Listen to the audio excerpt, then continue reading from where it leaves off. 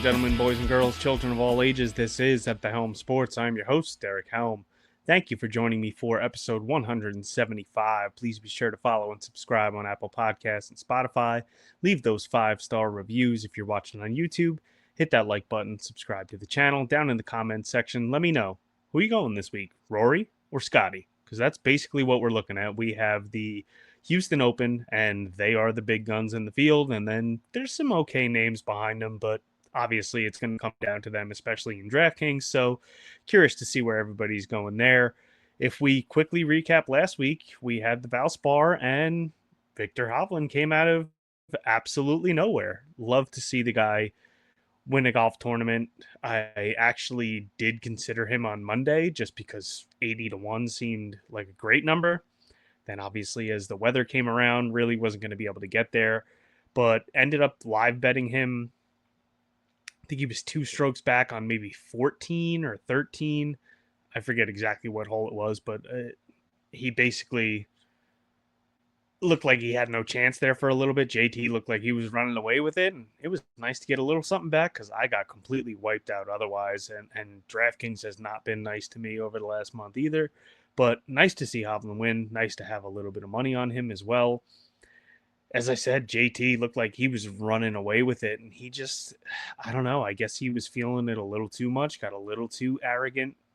It's something that he does all the time. Now, we didn't see it as much this week, but he gets himself into so much trouble because he has so much confidence in himself. And on 16, he probably shouldn't have hit driver there, but with how well he was playing, he thought he was going to be fine. And obviously, we know what the result was. Hovland then comes in and hits an iron off the tee, finds, 2 birdies in the snake pit, and the snake pit comes and bites JT. So, gotta say, though, that is one thing that creates a lot of drama down the stretch is difficult golf courses, difficult closing stretches. So it's nice to see the Florida run is over though. So really feel for JT. He's a guy I've been backing quite a bit lately. Hasn't won in quite some time, but I do think that probably this year he wins something. Maybe it's a little bit easier of a tournament where some of his mistakes won't bite him as much, but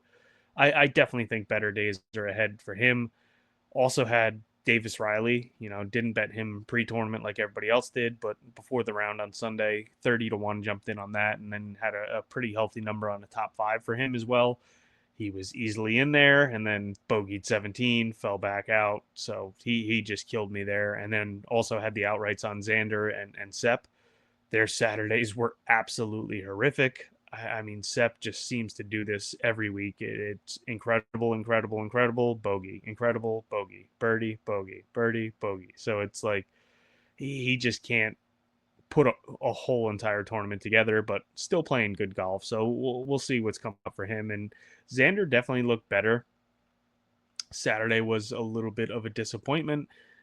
Bounced back well and looked pretty good on Sunday though. So we'll see how he looks going into major season. I definitely think that he's trending in the right direction, but that's enough for the Valspar. We'll dive into the Texas Children's Houston Open here, and obviously we got a full field. It's not the strongest field, but Scotty and Rory up top obviously make it pretty strong in their own right. And then we do have some pretty good names down below them. There's 156 golfers in the field. As usual, top 65 and ties will make the weekend. Last year, Jaeger was able to pull it out, something that a lot of people were not able to do last year is beat Scotty Scheffler. Scotty had a chance to hit a birdie and force a playoff, but he missed that putt. So Jaeger goes on to win at 12 under. Now, last year was the first year that they played in the spring. So around this time last year, previously in 2023, it actually was bumped from the schedule. There was no Houston Open. And then from 2020 to 2022, the tournament was actually played in November. So definitely saw it play a little bit different last year. Biggest things are course played pretty firm last year, but get a little bit more rain, a little bit softer, especially this week. It looks like that's going to be the case. And the rough doesn't grow out as much, because these guys are kind of trying to get ready for Augusta. So they kind of make it feel Augusta like. Obviously, there's no comparison between the courses, but really not too much rough. And just keep in mind, if you're looking at 2020 to 2022, that was played in November, and basically that can be significantly different there. Also, the POA overseed, we have Bermuda greens here, but the Bermuda is still dormant, so POA overseed. So if you're looking at grass splits or putting on Bermuda surfaces, really we're looking at what we've seen the past couple weeks here with the POA overseed still. In 2022, Tony Finau ran away with it, 16 under. He went wire to wire, played tremendously there. So it's a place that he likes quite a bit, and we will get back to Tony there. But Memorial Park Golf Course, played in Houston, Texas. It's a difficult course. It is very long.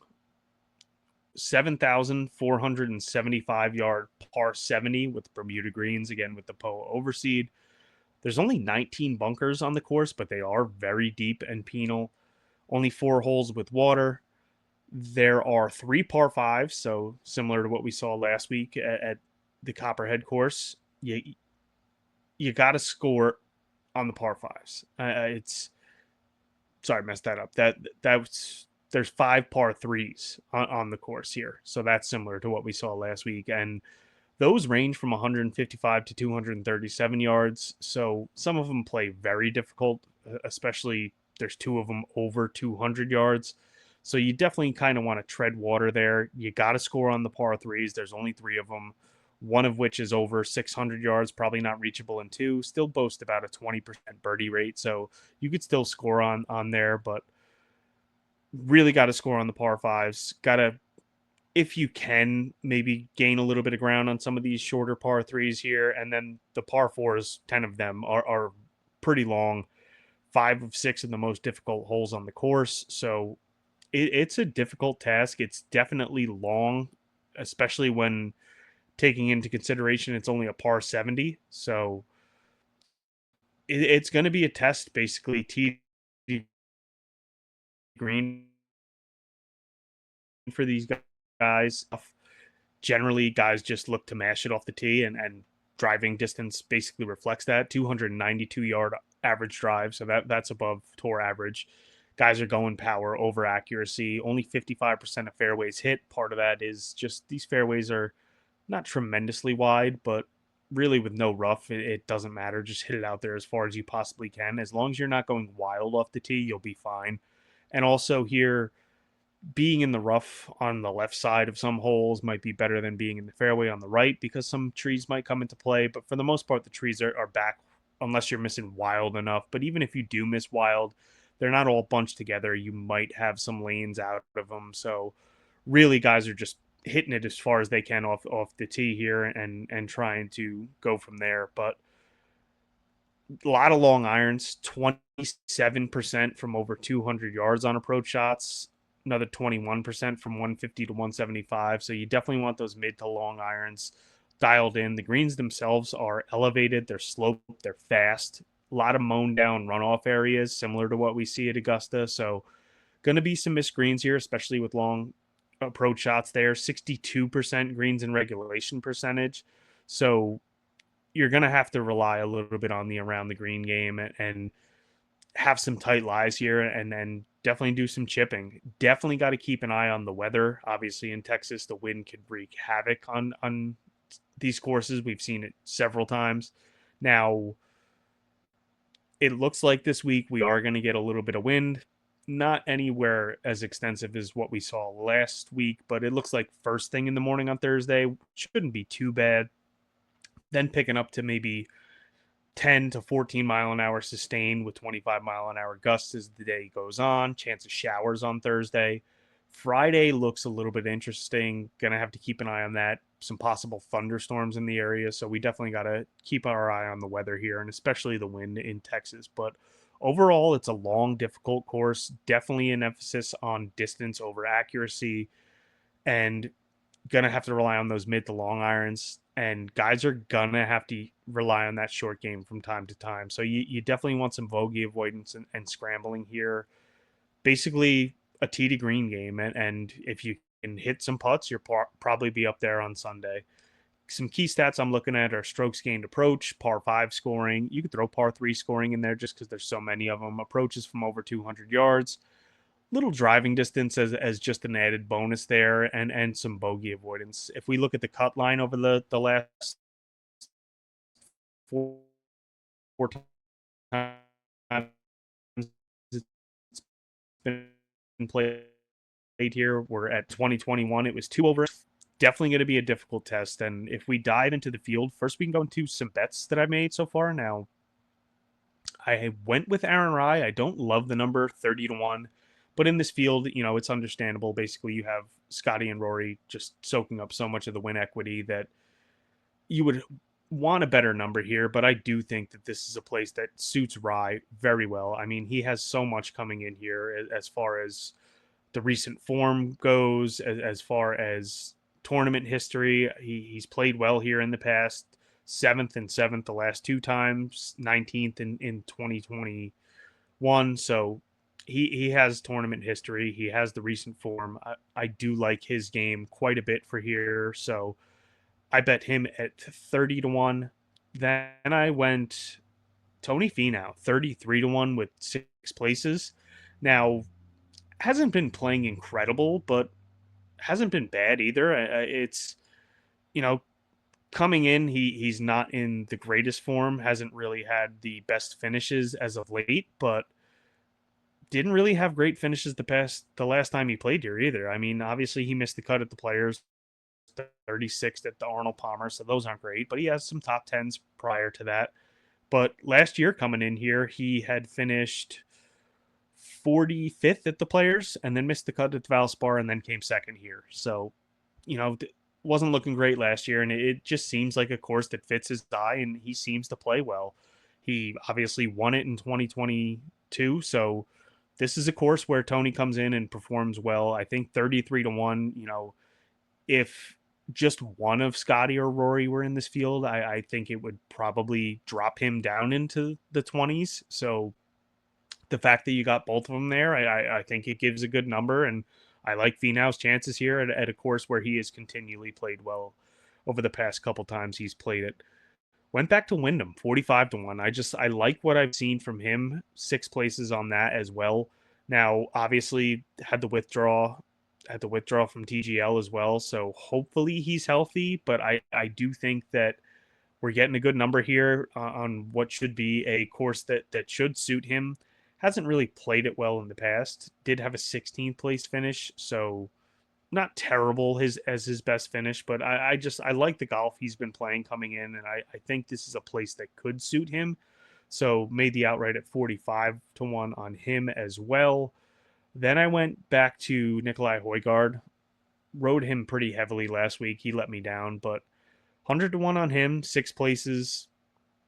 Not a place where you really have to be overly concerned about him getting too wild off the tee. So do like that quite a bit, and just rates out well statistically otherwise. I mean, he's 6th on approach over the last 24 rounds, 10th in bogey avoidance, 4th on those par threes, 18th from 200 plus yards. So he has a lot of what could translate to here. So I like him at 100-1. Then went back to Davis Riley as well, 110-1. Just the guy's been playing very good golf. I think that it's a place that could make sense for him as well. So went back there. I mean, statistically doesn't look incredible, but has been playing good golf, has some good finishes here in his past couple times out. Obviously 7th last week, 38th the Players, 6th in Puerto Rico. So playing some good golf. He's gained on approach in 4 straight. So I like where his game's at, and you give me the each way with him and 110-1 outright, I'm fine with that. A place where we say there's going to be some emphasis on driving distance, Pot Getter at 150-1 makes a lot of sense with 6 places. Coming in off of 3 missed cuts, but again, just his ability to bomb it out there on a course that isn't extremely penal off the tee, but can actually reward you for your power. I think this is a place to jump back in at 150-1, so I do like that. Still have some room to add a little bit here on the card. probably a little bit further down the board here, but we'll see what we do. Check the helmsports.com and the My Bets tab for what I'm going to dive into there. But that's what we're looking at for the bets so far this year or this week. If we dive into DraftKings, I love what they did this week with Scotty and Rory. Scotty 12,700, Rory 11,700, and then no 10K range. It just goes right to the 9K range. I think with this field, how head and shoulders better they are than everyone in the field, I think this makes a ton of sense. You can make the argument that Rory should be closer to Scotty and not $1,000 less. Obviously, Rory has performed much better so far this year, but this is a course that Scotty has dominated in the past, and although he hasn't shown the ceiling outcome this year, he's still Scotty Scheffler. And I do think because of the $1,000 difference and because of the way that Rory has been performing, that Rory does garner some more ownership here. So I could see it being like 35% to maybe 25%, maybe a 10% difference, maybe even a little bit more. So I'm going to be playing both of these guys. I think this week I'm going to get away from what I've been doing. Probably only going to play maybe 3 to 5 lineups this week and really just kind of focus in on a tight core. But the two of them are definitely going to be in it. So I do like them quite a bit. I think I'm going to stay away from Rye and DraftKings and just ride the outright. And I also made a top 10 bet on him. And if he has a great week, then great. I profit there. But I think he's going to be, if people don't go to Scotty and Rory, they're going to probably start with Rye. Just makes too much sense here. I'm considering JJ Spawn.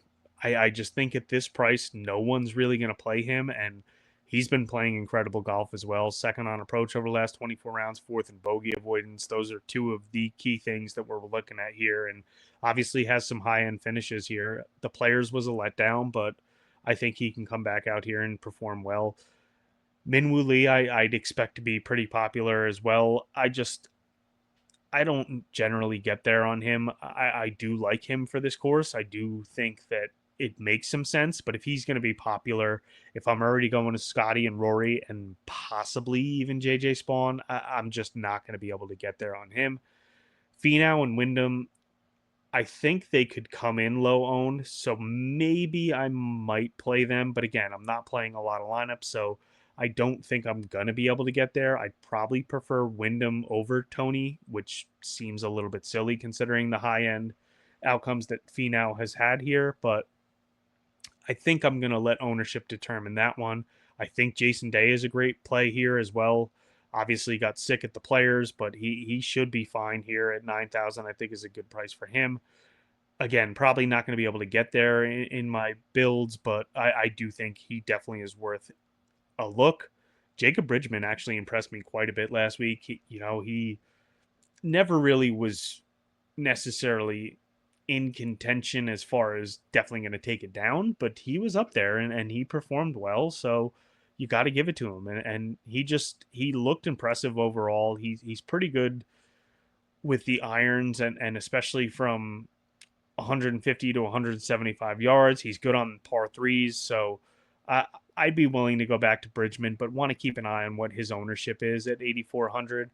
Alex Smalley is definitely going to be in the player pool. This is a guy that's been a little bit up and down, but I mean, he's been playing a lot of golf and he's been playing good golf. So 8,200 for him, I think, is a good price. Sixth off the tee over the last 24 rounds, fifth in bogey avoidance, fifth around the green. So, he can gain off the tee here. He can avoid those bogeys. If he's missing greens, he has the short game to make up for it. So I do like him quite a bit. Max Graceman at 8,100. Statistically doesn't rate out all that well, but I mean, didn't perform well at the Players. But prior to that, this guy would have been priced up definitely a lot higher than this. 22nd at the API, 11th at the Cognizant. He had a seventh place back in the Amex. Other than the Players, hasn't missed a cut this year. So I do like him quite a bit. I will definitely be going there. Thigala is always worth a play, but I think you got to be playing a good amount of lineups to really consider him this week. Just he is so boom bust, and the fact that we saw him visibly frustrated and throwing clubs last week, that seems a little bit out of character. So maybe it's the poor play is getting to him. Maybe we wait till we get to a birdie fest and he can get back in the right direction. Have a little bit of interest in Griffin, but I don't know that I'm necessarily going to get there. I will be playing Kevin Yu. It's just another guy that's been playing good golf. 15th off the tee over the last 24 rounds, 7th on approach. He's got the tee to green game that you want. Got a little bit of power off the tee too, so I'm fine going there. Jake Knapp as well for very similar reasons. I just think that this is a course that suits him. Been playing well, and just I think you can definitely go there with him. 7,700 is a pretty good price. Now, obviously, last week didn't look great. Did miss the cut here last year, but I do think that this is a course that could fit his game, and he has been playing well. Davis Riley, I'd expect to be pretty popular. Might just go with the outright with him as well, but you could definitely consider him. He's been playing good enough golf here. Don't really like a ton of guys in this range, but gonna go back to Højgaard. As I said, I would expect him to be a little bit popular. Maybe scared off some people last week with the missed cut, but he just rates out so well statistically here that I do think he makes some sense, as well as Andrew Novak, just another guy that has performed well here recently. Sam Ryder looks pretty good also. 23rd on approach over the last 24 rounds, third in bogey avoidance, 14th on those par threes. He is 6th from 150 to 175. So I like Ryder quite a bit here at 7,300. I think you can definitely make a case to play him. Has never really performed well here, but playing good golf recently. So the recent form I think is fine. Ryo Hisasune, 7,200. I like the kid. I like what I saw last week, but I think a lot of people did. So keep an eye on his ownership. He's definitely in consideration, but I don't know if I'm going to end up getting there on him. I do like Joel Damon here at 7,100. Just tee to green game, definitely strikes the ball well. 8th on approach over the last 24 rounds. He's pretty good from 200 plus, and he can gain off the tee. He's a guy that's going to be fairly straight in the fairway. Doesn't have a ton of distance, but I think that the accuracy can make up for it a little bit here. Isaiah Salinda, another guy that has been playing good golf. He's 4th off the tee over the last 24 rounds. Definitely has quite a bit of distance here, so do like that as well. And has a little bit of an around the green game to go with it. So I'm fine going to him at only 7K.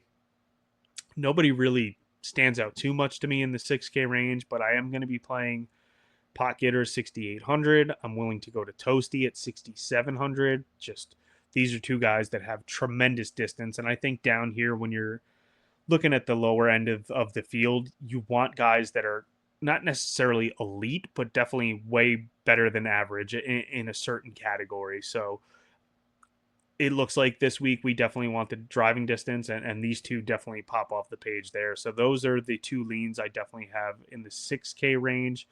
But as I said, not playing a ton of lineups this week, and that's basically what I'm looking at so far for this one. But as always, check out thehelmsports.com. Wednesday night, I will have everything up in the My Bets tab. If you want the bets the second I make them, themadlabmma.com. I put them in the Discord in my channel the second I make them, so you get the exact number. But that's going to do it for this week. Obviously, it's Florida swings over. We got a little bit of Texas, and the Masters is right around the corner, so we will definitely have you covered there. So stay tuned. But as always, thank you for listening. I'm your host, Derek Helm, and remember, just have fun out there.